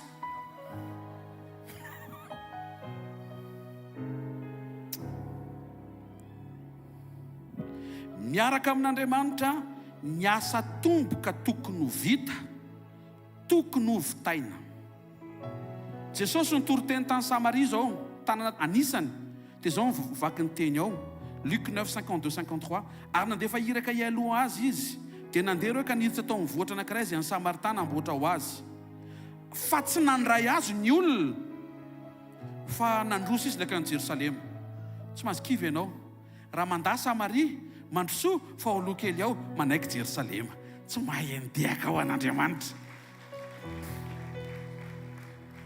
Marka 4:1, ary niala teo Jesosy ka tonga tany amin'ny tanànany, dia nanaraka azy mpianany 4, ozy izy ny olona misy zay mitsy ato tsy le mpandrafitra zanaky Maria ary rahalahy Jakoba sy Jose sy Jodasy sy Simona vely ety tsy ety amintsika ve ny baviny dia tafotoana taminy izy 5, ary tsy nazy nampiseho hery akory Jesosy teo afa-tsy nametraka ny tanany tamin'ny olona marary vitsivitsy ny anankiray sy 2 andro ny anankiray arety 4 minitra zay nataony. Satria na ny tanàna zay niaviany aza nanda azy, fa nananda azy ary Nazareta, ireo marikeo fa mbola nanio ny lalany sy ny asany ihany Jesosy. Tsy mahazo miabondonina zany ianao, ninina mahakivy, ninina mahaketraka, niza tsy mandray, toizo ny dianao miaraka amin'ny Jesosy, fa ny anjaranao mifikitra amin'ny Jesosy mijoro eo amin'izay asa sainy ataonao, atao fotsiny le asa, vitao le asa amin'ny anaran'i Jesosy Kristy avy a Nazareta. Marka 5:1, ary tonga teny ampitany ranomasina teo amin'ny tany Geraseny izy ireo 5:30, dia nekeny Jesosy mifangatana le fanamalotoka rehefa mivoaka ireny dia niditra tanatin'ny kisoa, ary ny kisoa andiany to dia nitsatseva be tany anaty antsana anatin'ny ranomasina 2 arivo ireo, tonga dia maty tany amin'ny ranomasina zareo. 5:10, nifona tamin'i Jesosy miponina tao Gerasena mba hiala amin'ny taniny izy. Olona avy anaovanao soranga to dia mandroaka anao, fotsy voamboatra amin'izany raha fotsy voafora zany zao hoe sitra ndray demoniaka anankiray tonga avany le tompoky soa. Zafady Ramse, zafady fa ohatrany tsy mety ny lalana azonao zany kisoa zany tonga dia very dolo avy amin'ny nataonao, dia raha olona somary hozony kokoa ny rameva rehetra zay misy ao raha mbola mitoy fa rehefa nroahany Jesosy dia naninony Jesosy lasa izy.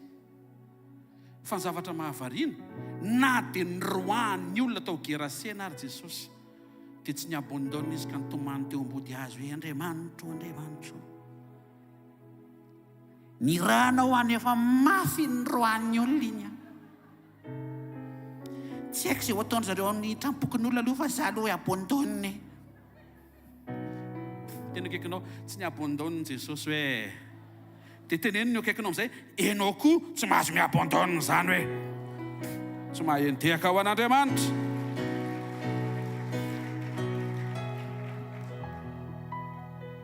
Rehefa miasa tsika miaraka amin'ny tompo dia tokony mamita asa. Jaona 5:36 naran'i Jesosy. Fa izaho koa manana fanambarana lehibe noho Jaona, io tsara. Any amin'ny Jaona 17 izy miteny fa vita ny asa. Fa atao amin'ny Jaona 5 izy zao ny zavatra tenenina. Avy ireny hoe misy zavatra tenenina le izy hoe. Fa izaho kosa manana fanambarana lehibe noho Jaona, fa ny asa nomeny raiko aho dia ho vitaiko.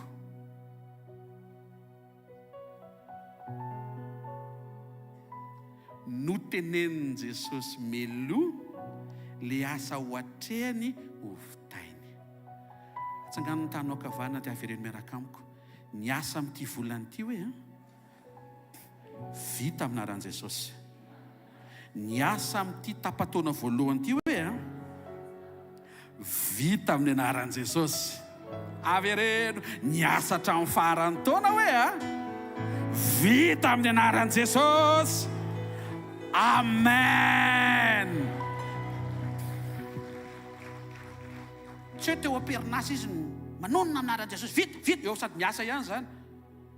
Mbola tsy nanomboka ny asa dia fa na fafiny teny. Mbola miverin'Andriamanitra mampatsiaro antsika fa anatin'izao fiandohany no volana vaovao zao. Adiva isasaka ny taona, mbola miteniteny foana ihany henao rea. Aza miteniteny foana zany. Fa mitranga iny, sady marina iny.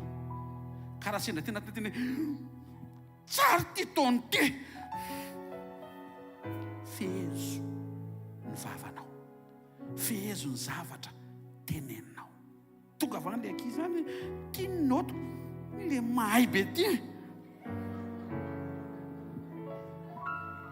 Fa ho hitanao fa iny teny iny andrafitra zavatra be dehibe any amin'le verona fotrony tsy mety, lasa mety satria zavatra teneninao mety, tsara, mahay, endry, tsisy ohatranao, numéro 1, tsy numéro 0 aloha numéro 1. Avereno, mianatra miteny zavatra tsara amin'ny fotoana rehetra. Ay Jesosy efa niteny meloa fa hovitainy le asa. Teneny meloa ny asa tokony hovitainao. Zay ny mahatsara an'ilay fo maraina dia avy mitokana mivavaka sy mamaky teny, manokatra vava tonga dia miteny ny asa tokony hovitaina mandritra ny tontolo andro. Misy toana ataontsika ohatr'ilay fo maraina indray. Aleloia amin'ny androany. Maninona menamena ianao iteneny daholo ny asany amin'ny anina, ny asa riananina sy amin'ny anaran'i Jesosy. Vita io satria miaraka amin'i Jesosy androany. Tsy farana foana ho any journée androany fa ny asa tomboka vita soa androany amin'ny anaran'i Jesosy Kristy avy Nazareta.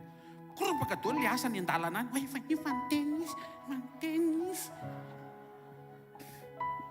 Tonga any amin'le birao ianao, salama tompoko, tonga dia manao jeriatrika le asa. Mety, vita, androany, amoraina, atsaraina, tsotsorina. Satria efa niteneninao. Kolosiana 1:29, araka ny fiasan'ny herin'ilay miasa mahery atao anatiko. Tsy hoe miasa rery ianao, fa Andriamanitra ao anatinao no miasa sy miara-miasa aminao. Farany Jaona 4:34 ny anaran'i Jesosy.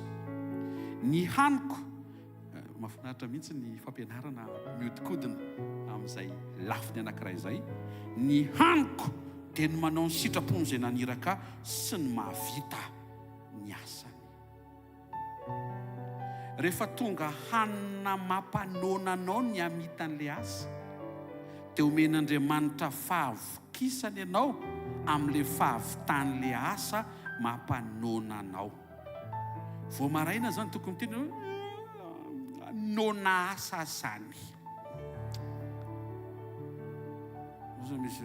Tena tsy zay mihitsy le message tiako hoenao ty fa hoe irotsaka fa ny an-danitra ny volana tsy asa renao. Ozy Jesosy, ndraiko miasa, za koa miasa mandraka androany, dia tsy azoko ianao tsy miasa. Zay ngamba liza roatra ka taotra mahintsika. Averiko ny tenin' Jesosy. Ozy Jesosy, ndraiko miasa, za koa miasa mandraka ankehitriny. Dia mametraka izy, malinona ianao tsy miasa, ndana miasa. Ka tsy mety mahitako. Mahita amin'izay. Mahita amin'izay. Amen. Hanina mahafa-po sy mahavoky ny asa vita. Ny asa natrehan'i Jesosy zany dia toy ny hanina tadiavina, hanina hohanina, hanina mahavoky, nona asa hovitaina. Alleluia. Fampianaran'i Jesosy zany fa tsy hoe fampianarako dia tia sakafo ary nona asa hovitaina. Satria hoy Jesosy Matthieu 5:6, sambatra nona sy mangetaitany fahamarinana fa izy no hovokisany.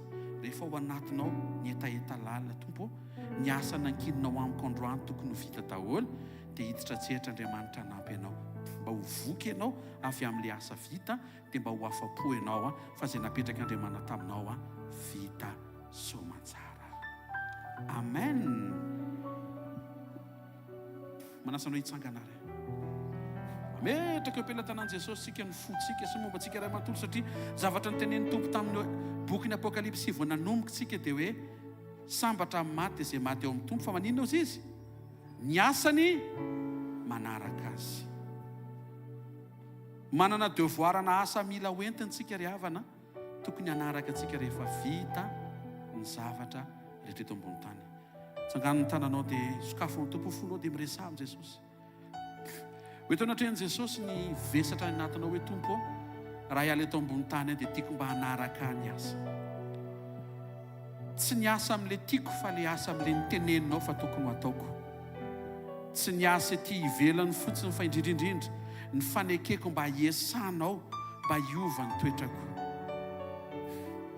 Tsy ny asa mety hoe ampiditra an'ireo olona mpanota sy very be dia be ho vovonjy fa indrindrindrindra amerina ihany koa ireo zanakao mety ho tratra amin'ny fiemorana sy ny fangatsiahana.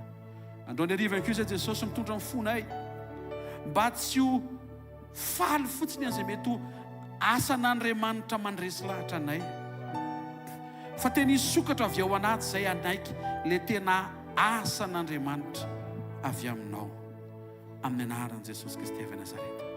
So raha tompo ao fa ny fankalazana anao dia ny fanomboana an'ilay asa, fanaovana an'ilay asa, fa indrindrindrindra famitana an'ilay asa. Nametrahanao asa fanompony izay tsirairay avy ireo. Mankalaza anao ny fahavitanay an'ilay asa. Ataovy miara-misokatra ny fonay sy ny masom-panahinay ahita tompo fa misy fankalazana tokony iseho ao aorianan'ny fitehirizanao anay anompo anao hatramin'ny farany eo amin'izay asa tianao ahitana anay. Vango Jesosy ny tsirairay avy izay tonga eto araka izany hafatra sy teny napetraka teny am-bava mpanomponao zany, amin'izay tianao hanasitranana anay, amin'izay tianao hanafahana anay, amin'izay tianao hamangina anay. Zavela hiala eto izay miaraka amina fahatsapana tsy niova fa tena misy fandresen-dahatra sy vesatra kosa hoe reto devoir mila vitainy, ty tena tsy izy kosa mila esoriny, ty kely tena andrasany fa tsy ny ekeko. Mila anao zay Jesosy, mila ny fitarianao zay, mila ny fitondranao zay. Amin'ny anara maheran'i Jesosy Kristy velona masa sy manan-kera avy Nazareta. Amen. Sy teka tsara ho an'i Jesosy manasanao azo toerana vetivety dia misy mpanompoandriamanitra anomeny vaovao ho antsika ny amin'ny programa mitoy eto anivon'ny fiazakazahantsika sy ny fanompoantsika. Teny Jesosy.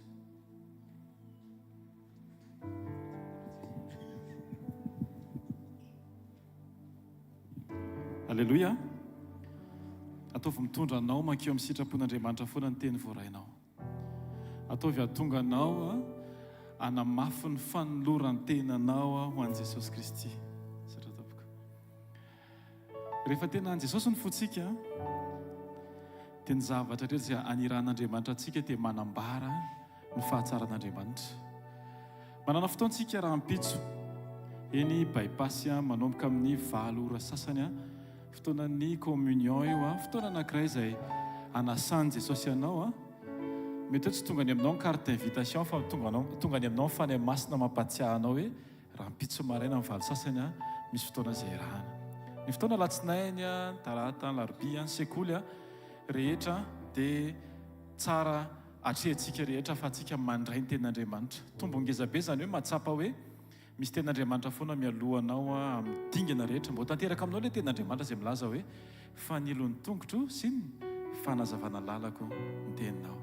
Rehefa feno ten'Andriamanitra ianao dia tsisy teny afaka misosoka tsony. Matoa ianao mbola misy teny hafa tafatsofoka dia mbola misy vita ao zany. Dia feno ten'Andriamanitra ny fiainantsika rehetra. Etonany koa dia manamafy ihany ny amin'ny resaka lasy amin'ny weekend-ny Pentecôte ho an'ireo izay mbola tsy soratra anarana dia mbola afaka soamantsara mandray anarana ny mpiandraikitra anatin'izany dia manasantsika anatrika an'io fotoana io voninahitr'Andriamanitra. Andehantsika hitsangana voninahitr'Andriamanitra raha sitrakareo hivavakantsika hanolotra ny tenantsika sy mombantsika eo am-pelantanan'Andriamanitra. Marina fa Jesosy tsy mila ny zavatra aty amintsika fa ny fotsika tsiraray avy ny tena andrasan'Andriamanitra. Asa raha taty aloha ny tananao raha sitraka ao dia ndaontsika hivavaka. Ray tsara indrindra masina mandrakizay. Letsay tompo tonga eto anatrehanao ary mahatsiaro fa notahinany amin'ny alalan'ny teninao. Notahinany amin'ny alalan'ny fanambaranao satria matoa izay mbola teneninao Jesosy dia mbola tianao izay ho tonga ny amin'ny tanjona izay tianao hatongavana.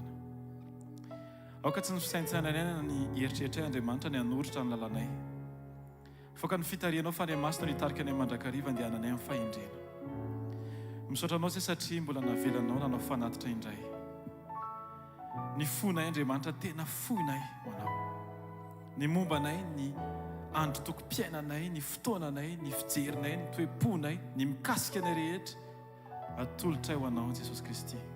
Misaotra satria ianao ihany le tena manaiky andray anay amin'ny fotoana rehetra. Ianao ilay tsy manadino, ianao ilay tsy mamela, ianao ilay eo foana amin'ny fotoana rehetra. Mankasitraka Jesosy, ta io koa ny tsiraray avy Andriamanitra. Aoka tsy ho fotoana very fotsiny fotoana tahaka an'izao, fa fotoana amin'ny fanapa-kevitra.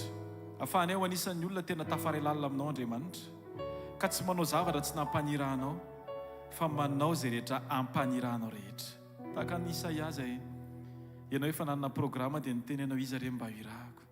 Ny enti ao an'ny Isaia tsy ny alohan'ny faniranao Andriamanitra, fa tsy maintsy taoriana ny fanapa-kevitra ao. Dia tononay amin'ny anaran'i Jesosy, ny toetry ny fozy atakinao aminay rehetra, dia ho feno zany fepetra zany amin'ny anara maherin' Jesosy. Alleluia, amen. Afaka mipetraka tsika, afaka miakatra ny Joda. Taontsika anao antiry anankiray ity hoe fiderana no asandratroanao raha eo. Fotoana anankiray zao zay itomantsika ny fotsika hideran'Andriamanitra. Aza vela isy trangan-javatra itaonanao amin'ny fiderana, ary aza vela isy trangan-javatra itaonanao tsy hideran'Andriamanitra. Satria ny tena fiderana tsy miankina amin'ny toerana misy anao, tsy miankina amin'ny zavatra atrehinao, fa miankina amin'ny firaisanao lalina amin'Andriamanitra. Rehefa tsara ny firaisana amin'Andriamanitra, tsy misy zavatra afaka hanelingelinanao ny amin'ny fideranao n'Andriamanitra. Tsy hoe rehefa manandran-tany ianao dia sao dia génie ny olona hafa, raha mbola zay dia conditionnel ny dikan'izany fiderana zany. Ny tena fiderana marina dia ohatran'ny olona anankiray mijery valina baka dia afaka izy, dia tsy hoe rehefa any an-trano izy vao hikika, fa eo izy ny mioraka, eo izy ny manandran-tanana mideran'Andriamanitra. Saika ianao hitsangana amin'izao fotoana izao dia hivavakantsika Tompo, androany dia atolotro anao ilay fiderana tsara indray vao am-poko Andriamanitra. Araka ny tenao izay milaza hoe manao fanatim-piderana, Hébreu 13:5 dia androany Jesosy atolotro Andriamanitra ilay fanatim-piderana. Fiderana no asandratroanao raha eo. Tsy takatry ny saiko izany fahalebiazanao, fa tsy maninona, tsy natao hatakatra ny zavatra teraiko ny saiko, satria ny tena fiderana tsy amin'ny alalan'ny compréhension fa amin'ny alalan'ny obéissance a Jesosy. Dia androany dia manaiky anao fotsiny izay, satria tianay loatra ianao Andriamanitra, amin'ny anaranao Andriamanitra ray. Asandraton'ny tanao dia derao Andriamanitra, na tsy mandeha ny hira dia aoka ny fonao efa mideran'Andriamanitra androany. Na mbola tsy manomboka raha ny teny ety aloha dia aoka aza vela isanakana anao tsy hideran'Andriamanitra mihitsy. Ataovy tahaka ny fotoana manokana izay nomen'Andriamanitra ho anao ty ahafahanao miray aminazy. Ataovy tahaka ny fotoana manokana izay rendez-vous nomeny Jesosy ianao. Alleluia, alleluia, alleluia. Fiderana no asandratroanao raha eo tsy ho takatriniza que ogni alebiazana mi fa mal agagafar na mula que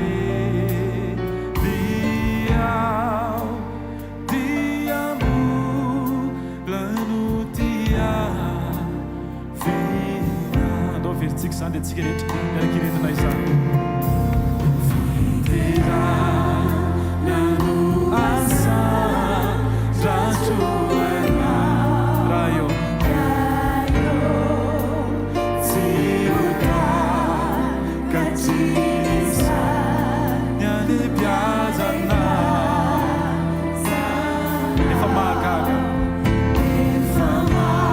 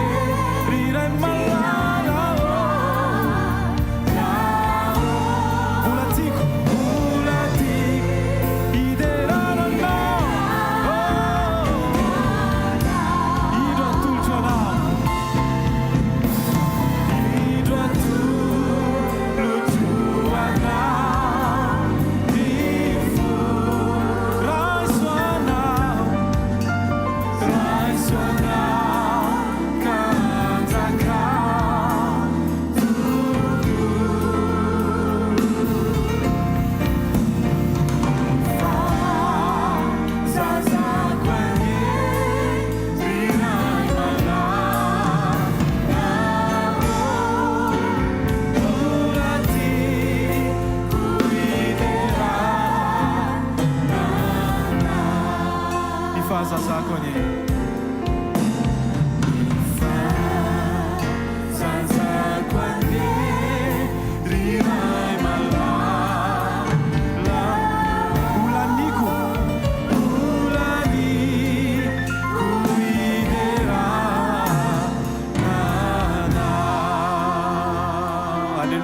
Siteka mafy ho an'i Jesosy. Alleluia.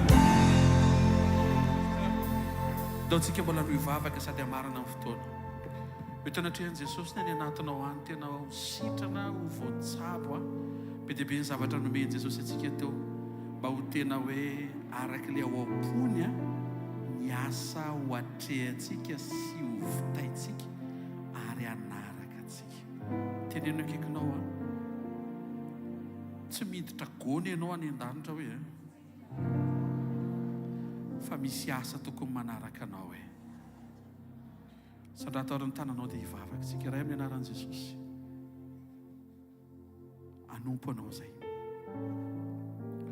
anompo anao hatramin'ny faran'izay satria tombotsoa be hoe firy miliara ny olona eto ambony tany dia izay reto natsoanao anao ny asana.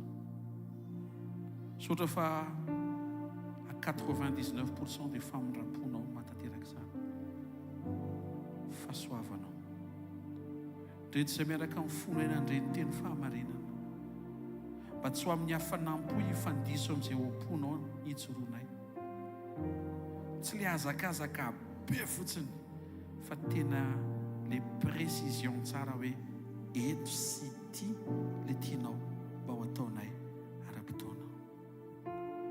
Vavaka akio zay Jesosy satria faly zay rehefa ampiasainao fa indrindrindrindra inkio manokatra ny fonay hatrany zay mba esahanao ny any anatinay, tsy hoe Bartimeo jamba nahiratra fotsiny fa ho tahaka ny Zakaiosy tia vola lasa nanonitra sy nibebaka ary niova fo.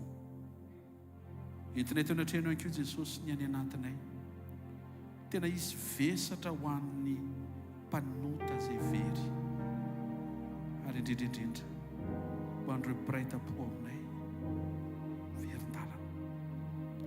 Zavelan-dalo fotsiny anatin'ny saina sy ny masonay hoe misy izany fa tena hiara-iasa aminao zay mba tsy hisy ho raraka Jesosy satria rehefa nitendrenao sy ny rahanao tokony hiara-iazakazaka aminay ary izahay reto koa dia ho anatin'izany. Hitahitanay mba ankalaza anao zay rehefa tapotra ny fivahiniany eto ambony tany hoe mankalaza anao ara eo fa vita ny asa izay nampanaovinao. Sora Jesosy makivaky ny mois de mai vaovao ny tsiraray avy, ny tananao hitantana, ny tantanao hiaro, ny tananao hiaro, fanahinao ameno anay, fanahinao ampianatra anay. Tsaroa zay Jesosy fa tsy te handeha rery zay atrika nyity volany ity fa tena miaraka aminao sy ao aminao fa tena mila anao. Tsarovy ny isa-tokantrano zay tonga eto indray raha hiatrika izay dia miaraka aminao ary zay natomboka dia irinay mba ho vita Jesosy amin'ny voninahitry ny anaranao.